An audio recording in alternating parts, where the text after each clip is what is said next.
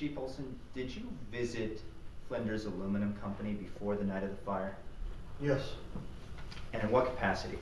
As a fire inspector, I made annual visits to all the businesses in the area, and this is one of the stops I had. About how many times did you visit the Flinders Company? Probably 10 times. And what was the purpose of your visit? Just to make sure the fire codes are adhered to, just to make sure that it's a safety check essentially. And what did you notice at the Flinders plant? It's very nicely done. Yeah, it's very safe. Considering that it is a factory, and factories can be hazardous. This one here was neat and tidy and clean, and I saw no obvious signs, any kind of indication that it was going to be a hazardous site. Did you find any faulty wiring? I did not. Did you issue any sort of report or validation that there were no fire safety issues? Yeah. Leading.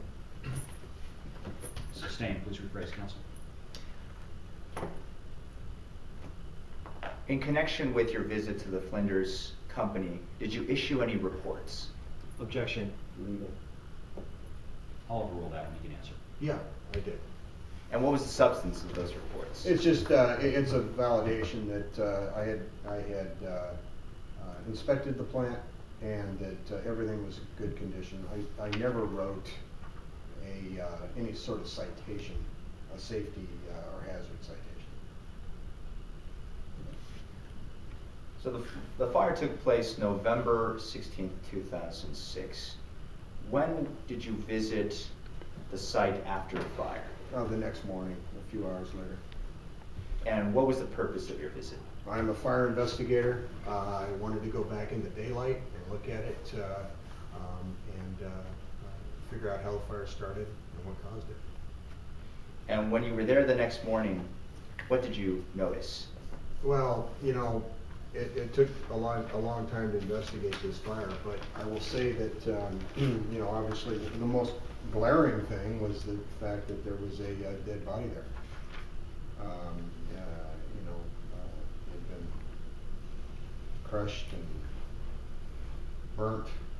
I noticed that the building had almost completely been engulfed and was destroyed. Let's start with the dead body. Did you see the dead body? Yeah. And what did you observe about the dead body that was there? Well, it was somebody that I knew. I had suspected in the past in other arsons. I was aware of this person. I had talked to him. Who was this person? His name was George Avery. He was an employee at the plant. And how did you know him? Again, from previous contact at 2 other fires. I had come in contact with him, and subsequent to those fires, I had actually interviewed him. When you say prior fires, could you give us a little bit of background as to what you mean? Yeah, a few months earlier, there had been a fire at another factory there in town, and he again was an employee of that company,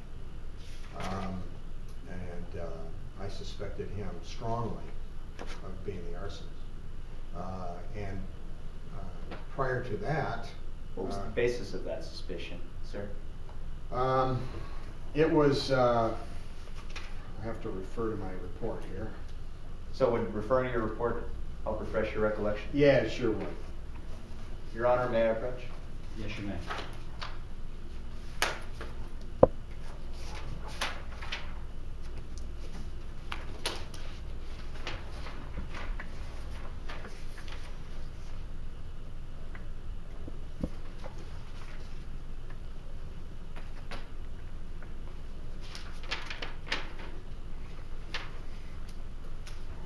Okay, I'm showing you what's been marked as Exhibit 3, which is your report of supplemental investigations.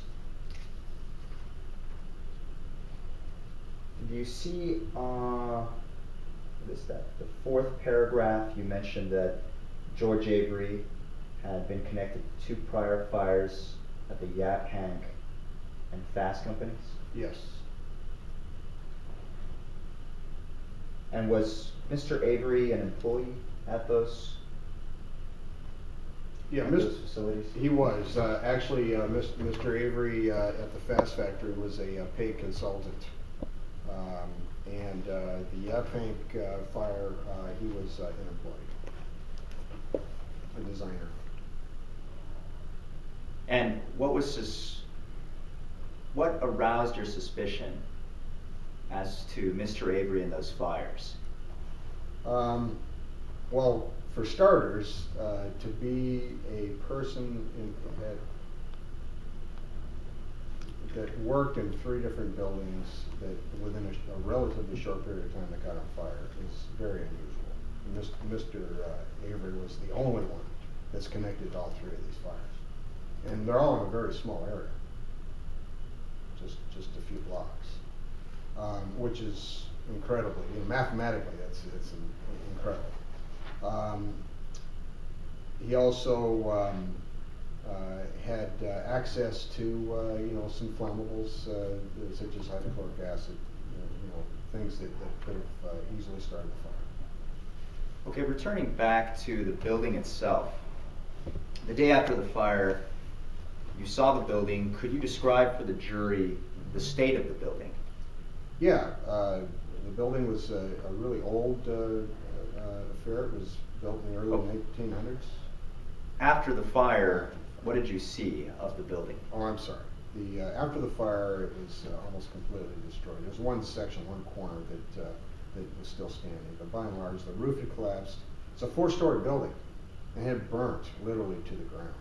There was almost nothing was standing. What was left standing? There was a corner of the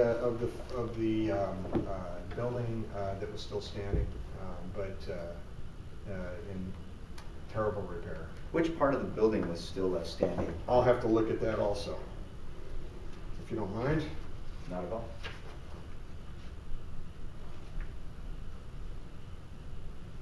Okay, the northwest wall of the building was left standing. That's unreinforced brick. That's the only thing that was left.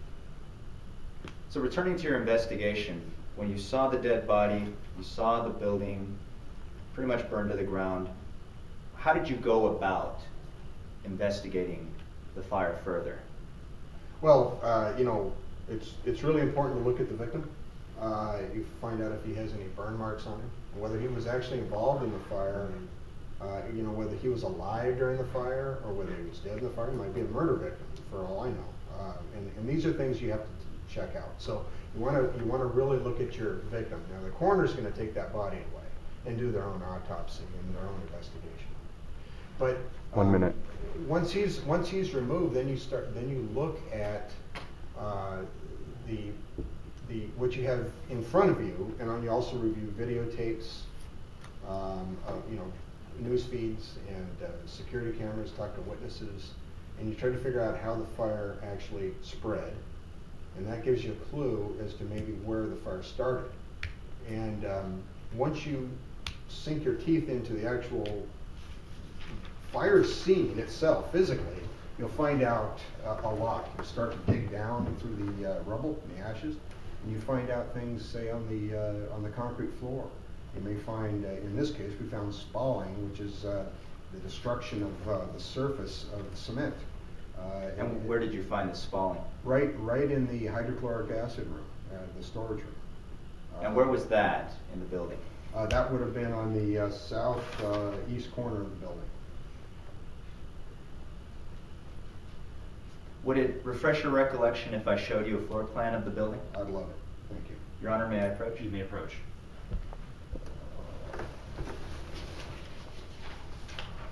Chief Olson, I'm showing you what has been marked Exhibit 7. It's a floor plan of the first floor of the Flinders Aluminum Company plant. Do you recognize what's depicted in this exhibit? I do. And what is it? Yeah, it's the first floor plan it's a diagram of the first floor of the Flinders plant.